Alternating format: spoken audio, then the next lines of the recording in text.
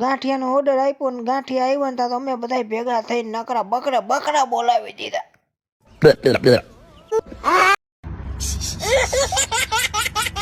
Hello મિત્રો, આજે આપણે પહોંચી ગયા ચંદ્રપુરના બોર્ડે ગાંઠિયા ખાવા. તો અબ્દુલભાઈ મોબાઈલમાં જોવા માંડ્યા કે 12 વાગ્યાનો ઓર્ડર દીધો, 2 વાગ્યા તો હજી ગાંઠિયા આવ્યા નહીં.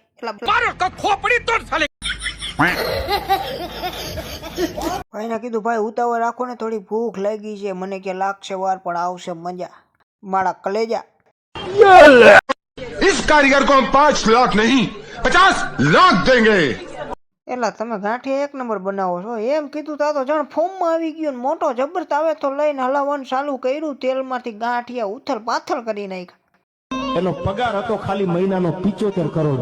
મોટાએ પણ ગાંઠિયા જેવા તેલમાંથી ઉતાર્યા ને તા તો અમારા મોઢામાંથી પાણીના ફુવારા છૂટી ગયા. एहे रहा नहीं जाता.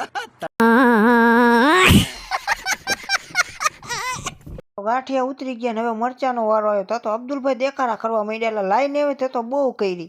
પછી મેં કીધું એલા ઘડીક શાંતિ રાખો ને, શું દેખાડા કરો? ભૂખ બહુ લાગી હોય ઘરે જઈને ગોદરા ઓઢીને હુઈ જાવ. ઓલો ભાઈ પણ દેશી ને વિદેશી ને અમેરિકન ને કઈક મસાલા નાખ્યા. બાકા ચીકી બોલાવી દીધી.